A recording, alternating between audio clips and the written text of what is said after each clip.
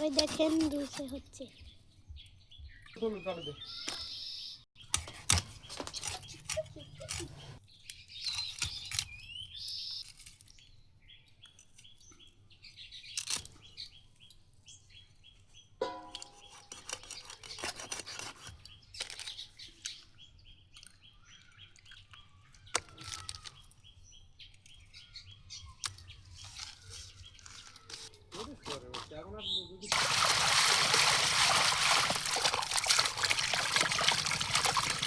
এই দেখেন মাছ ধোয়ার জন্য গরম জল করে নিয়েছি।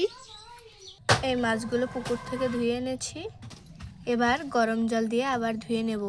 দেখেন সুন্দরভাবে আমরা ধুয়ে নিচ্ছি গরম জল করে।